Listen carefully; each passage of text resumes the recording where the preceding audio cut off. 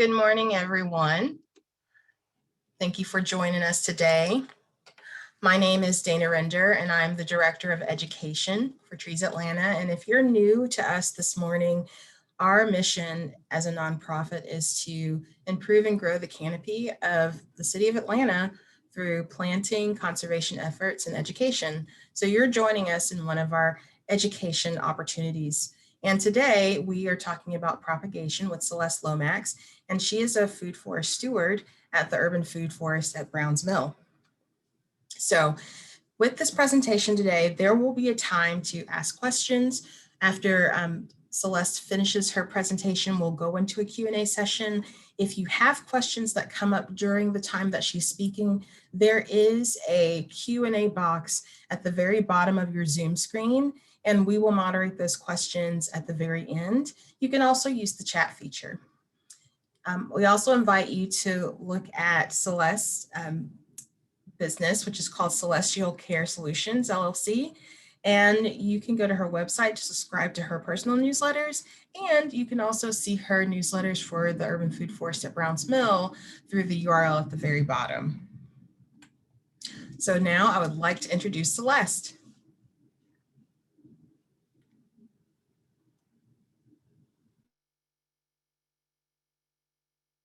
Celeste, you might be on mute.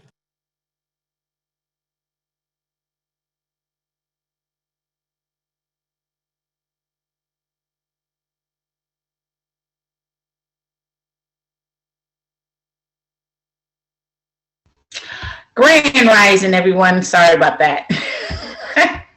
Welcome to our Grow and Learn virtually Browns Mill Urban Food Forest. My name is Celeste Lomax.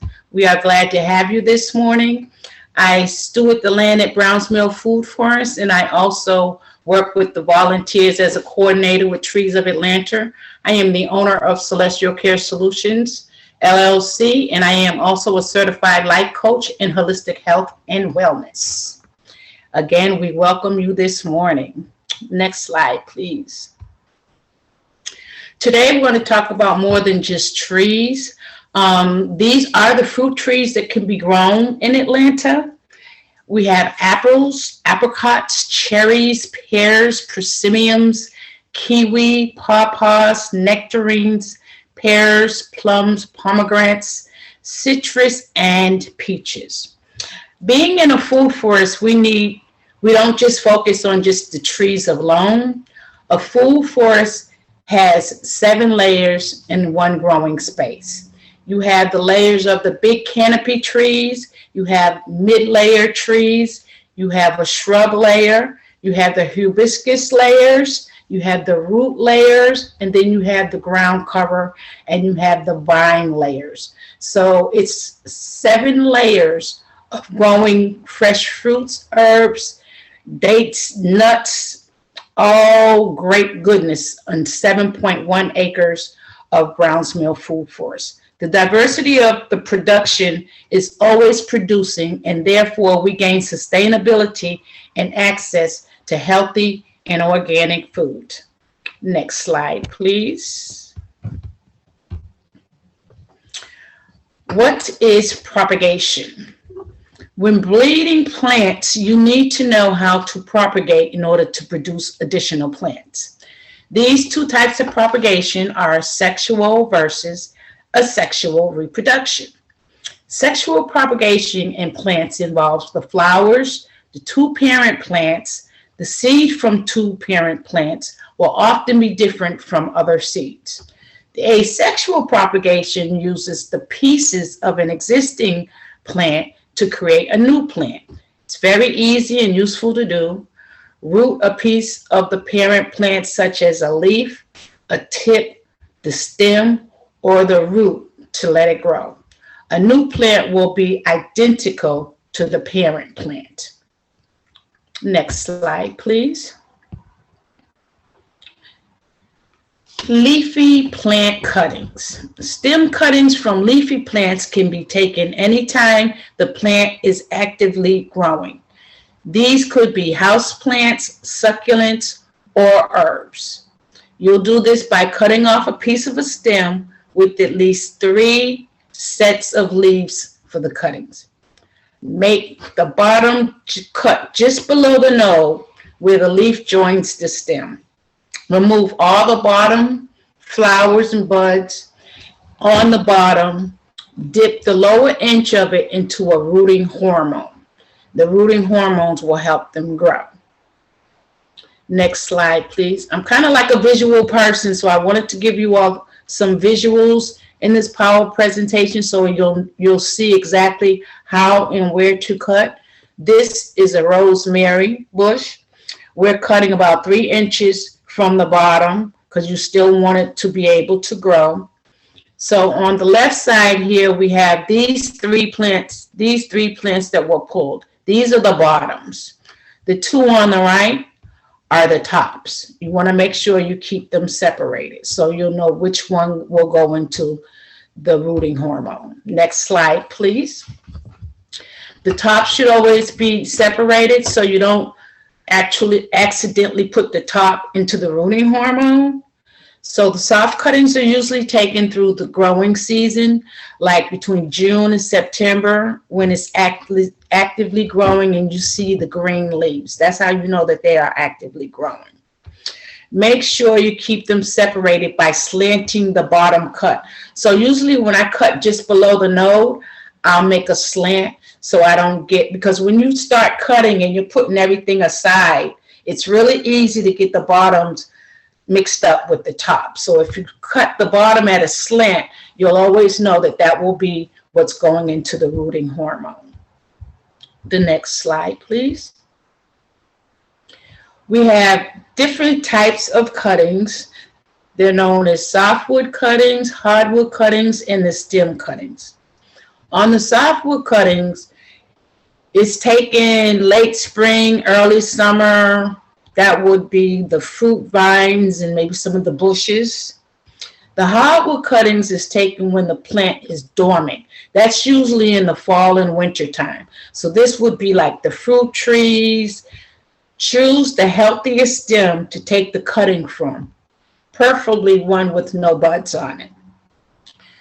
The stem cutting is taken 3 to 6 inches depending on the size of the plant. So the leaves are removed from the bottom, leave the leaves on the top attached, and it's placed in a good seeding compost or a pot or a container until the roots have developed. Again, here you'll want to use some rooting hormones to help the roots grow. And it is also important to consider when you're taking your cuttings, because you want to take them at the right time. And you must maintain the humidity levels until the roots begin to form and prevent the cuttings from drying out. So you'll want to use like your zoning map for the best time to plant. Your zoning map will tell you what to plant, when to plant it, and what temperature it needs to be planted on. So zoning maps are very important when it comes to cuttings. Your hardwood cuttings are usually done in the fall, and you'll want to cut off a length of the stem that was formed over the past summer. Depending on the species, it may be 2 to 1 feet long. Trim the cutting in the following ways. Working from the base of the stem, cut just below the node. Make the second cut, which is going to be on the top, 2 to 6 inches above the line, making sure that this segment contains at least 2 buds.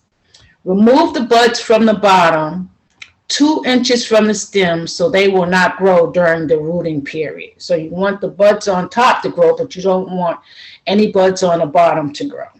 So you'll remove those buds. Hardwood cuttings are more difficult to root than softwood cuttings, and they may take 2 to 4 months for the roots to form. So don't get upset if you don't see these things coming up right away, because the hardwood cuttings will not grow as fast as the softwood cuttings. These cuttings are usually done in the fall when the growth is dormant. So that's very important too, knowing when to cut and when not to cut. So next slide here.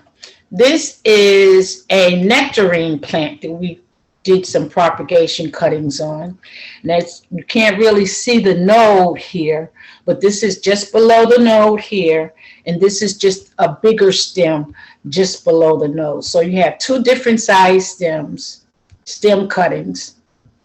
One is smaller than the other. The next slide, please. Root cuttings are propagated by cutting the parent plant's roots. The thicker and healthier the root, the greater the chance that the plant will be successful in growing. Roots should be 2 to 3 inches in length and planted right side up in the growing medium. Many growers choose to cut the side that is supposed to be face down with the diagonal cut so they do not accidentally plant it the wrong way. So cut your tips 3 to 6 inches long with a diagonal cut. Cutting is a small shoot or a plant cut from a plant or a tree and placed into water or soil, or a planting medium is used for the root to form a new plant. This is usually done in early spring. So again, cuttings can be also done and rooted in water. I know a lot of people that propagate with water instead of dirt. So I mean, you just choose whichever way you want to do it. To me, I think water is actually a little bit faster. What is a growing medium? The mediums are used to support the roots and the stems of the plants like soil, but don't have any of the nutrients that the plants need to grow. So as a result of the growing mediums can't grow plants on its own. Growing mediums are typically used in order to hold in the oxygen. Perlite is used as a soil mixture used for keeping soil loose and well drained so you don't have waterlogged plants or water rotted. Use the potting mix and seed starting mixtures. Vermiculite is a type of fertilizer and it absorbs the moisture and has nutrients in it and should be used with compost for the holding structure. Good for germinating seeds and nutrient-rich water. Now, we're making my growing medium personally, I use coffee grounds, eggshells, the perlite, and compost, which we do right here at the Brownsville Urban Food Forest. We have our own composting bin. And we mix it good with dirt. This is a combination of the oxygen and the nutrients to make this a healthy soil for your plants to grow. Next slide, please. The rooting hormone. Plant propagation using these hormones. Rooting hormones are used to stimulate the growth for the plant cuttings.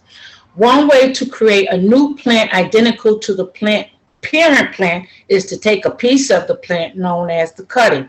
The cuttings could be the root, the stem. Leaf cuttings are also used with the rooting hormones. The rooting hormone will increase the chances of a successful plant rooting in most cases. When rooting hormones are used, the root will generally develop quickly and of a higher quality when not using a plant hormones when they're not being used. Next slide, please. So you can get rooting hormones from a Home Depot or Lowe's or wherever you get your gardening materials at. So your rooting hormones could be this powder that was bought from the store. She's dipping the end of the root, which is just beneath the node. You dip it into the powder. Now here on the rooting hormones, you can use gel to help them heal faster. You can use the rooting powder to help them heal faster also. The next slide. Now I like to use, instead of rooting powder, I like to use cinnamon. So these are some of the all natural things that I use because I like to know what is going into my plants or when it comes to the healing or when it comes to starting our new growths. So for all natural gels, I use aloe vera gel for a rooting hormone. And for the rooting powder, you can use cinnamon or you can use aspirin. This is the way to know that all of your rooting hormones are organic. And I like to do everything organically. I don't like to buy a lot of things from the store because it may say one thing, but we don't really know what they're actually putting in it, just like our food. Next slide, please. Here we are moving on to division. Now, a lot of this stuff I just learned this year, but I was so excited about this presentation because what we're doing is we're taking food today to start food for another time. So with division, I had 1 peace lily. I now have 4 peace lilies. Peace lilies are what I love dividing because they're good for taking the toxins out of the air, and it's a great way to naturally humidify and purify your air inside of your home. So I plan on dividing lilies until I have lilies all around me. And I am getting ready to divide the 3 lilies that I had into more lilies this week. So they are really, really growing great. So in division, you can propagate your own plants by division to make more of a plant that you already have into smaller plants. You can then replant them around your garden or your house without needing to visit a garden center. When dividing plants, you either need to do this in the early spring or the early autumn because this gives the plants time to take root in the right temperature. And you want to make sure that the temperatures are always right. Again, you can go to your mapping zone to figure out how this can be done in a good way. So you insert your division into a growing medium, place into a warm, bright spot, but out of direct sunlight. Now, when you get ready to put them in the elements that you want them to grow, after a few weeks, you want to wean them into the growing area that you want. Now, weaning means you want to, if they're on the inside and you're going to take them outside, you want to give them maybe an hour or 2 of sunlight, slowly but surely, then bring them in for a few hours or a day, and then take them back out and give them more sunlight for a few hours. That's what you call weaning. It's almost like weaning a mother that's breastfeeding and putting her baby on a bottle. We don't take them directly off the breast and give them the bottle because they're not going to suck on it. So we slowly wean them off a couple of days. We give them some breast milk, and then we give them a bottle. Then a couple of more days, we give them more bottle, and then a little bit of breast milk. So this is how we want to wean when we're taking our divided plants into the outside elements. So here I have, next slide, please. Here I have a pot of collard greens that I put it in one of those portable bags that you can actually move all around your garden. So these are collard greens. I have a whole bunch of little babies growing in this pot. So I divided the collard greens, which gave me these little seedlings on the right-hand side. And these seedlings I will take and put them in my raised garden bed that I have at home. So this whole pot, I have so many seedlings. This right here is only 6 seedlings, but I actually still had some left in a pot. The next slide, please. So when you have your seedlings divided, you want to make sure that you have your pots already prepared. So with this dirt, I have already prepared. I have compost, I have perlite, I have eggshells, then I have my coffee grinds mixed into some dirt. Now you're not going to want to do this with germination, but this is just with you dividing, and you have the small, very tender seedlings. Next slide, please. So here we have the seedlings that I replanted in a bigger pot. So when these seedlings get stronger and they start standing upright, right now they're a little straggly. I had watered them. You want to make sure that they're nice and moist. So you want to water them really good, but you don't want to overwater them because you don't want it to be overlogged.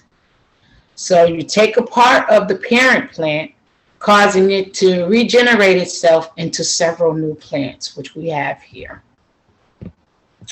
Next slide, please.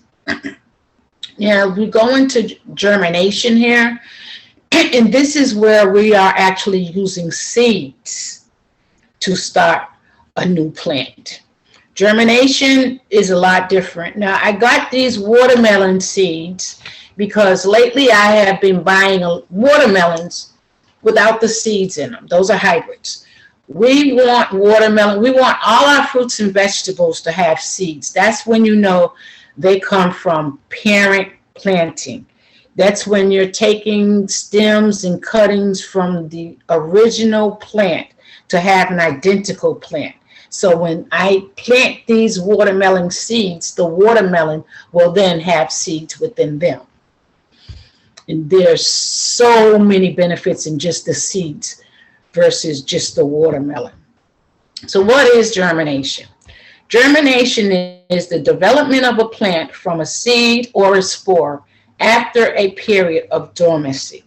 The process of something coming into existence and development. It's almost like having a baby. Yes. Place the seeds on a paper towel. When you place the seeds on a paper towel, you're going to fold it in half.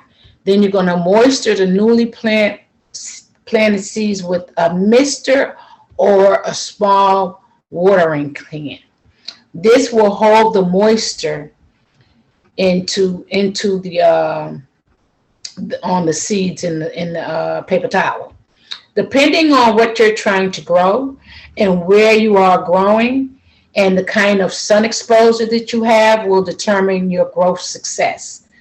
I would use, after this germination and you're ready to plant, I would use 70% peat moss and 30% of compost.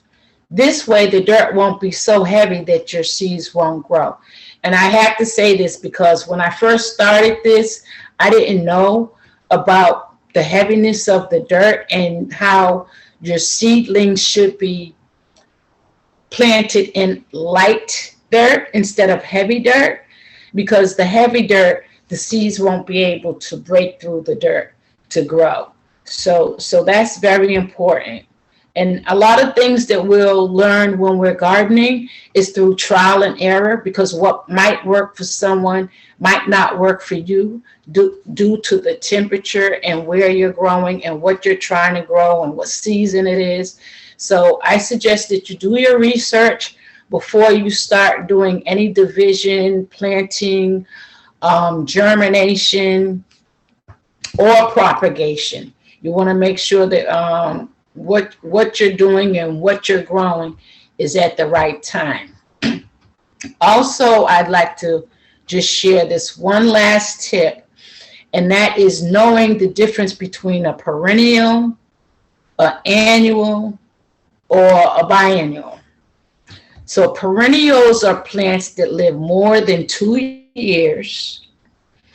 Annuals are the plants that complete their life cycle, meaning from germination to plant to bloom to seed until they die.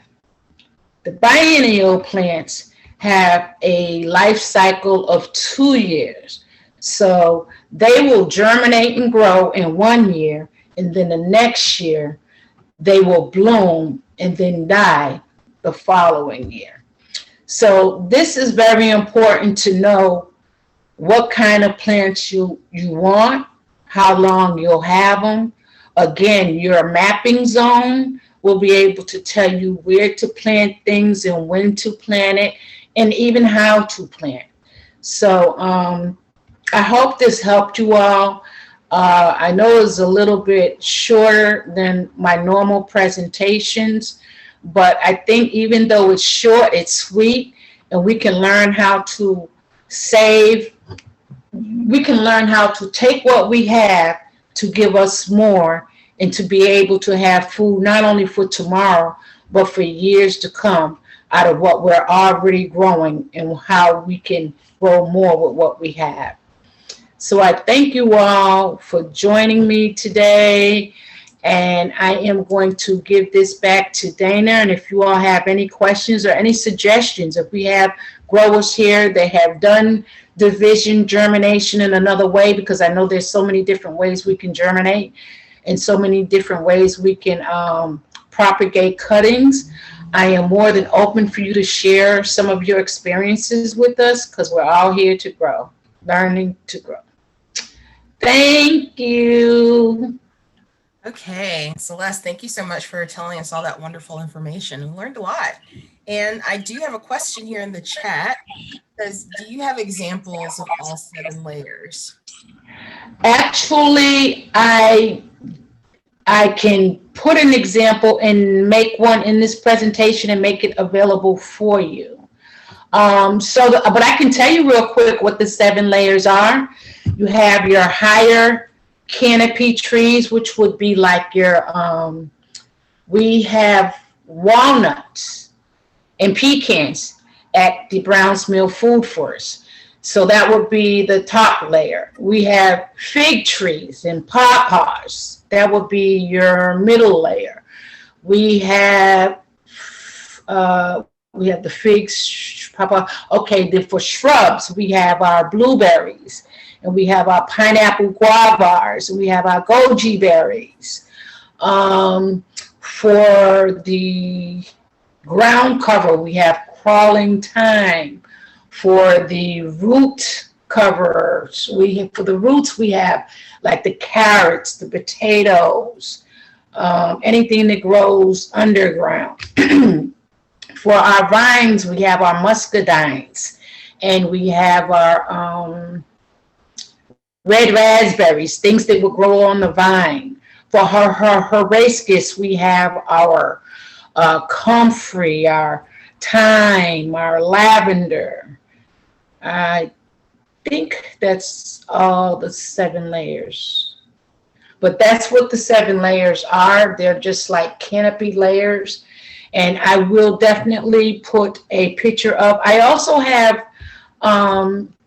some links in here in the presentation that you all can go over. When you get a copy of the presentation, all the links will be put in there. So after I finish this presentation, I will put a picture of a food forest and all its 7 layers for you. And thank you for that question, Barbara. Awesome. So the next question would be, what's your favorite resource for your planting zone? That is a good one. I just use Google and I YouTube everything, so I don't have one particular one. I just go all over the place and choose what resonates with me. Awesome. So the next question we have is, have you had success propagating crepe myrtle? I would like to propagate nectar-bearing cultivars as pollinating food during the summer. No, I haven't, but I would definitely like to know what you come up with. Maybe we can share some of what you're doing at the Browns Mill Food Forest. Hopefully, I will be doing some of this in person this year versus virtually, once I get some feedback on how many people would like to see this going on at the Browns Mill Food Forest and see this actually done in person. That question was from Jimmy.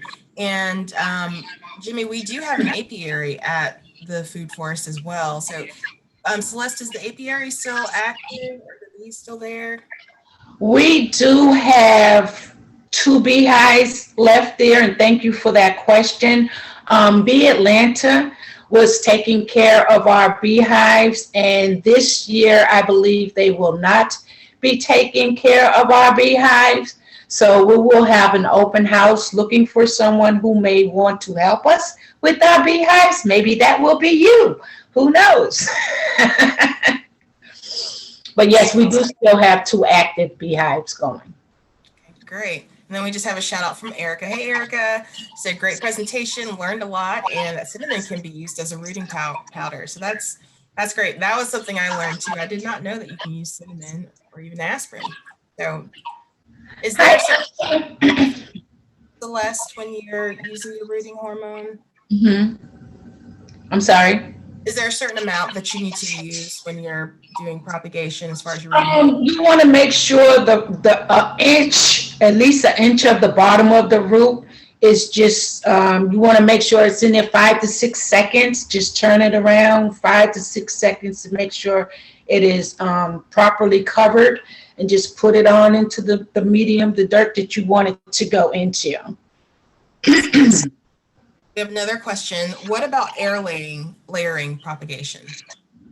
Now, I am not familiar with that, so I would like to know more about air layering propagation. Like I was saying earlier, there's just so many ways to propagate, germinate. I am more open for more suggestions, and I love to learn more. This is my first year doing it, but I'm so excited about what can come up with germination and propagation that I just had to do this class. So my next class, I will have a lot more information for you all. Can you propagate blueberry shrubs from cuttings?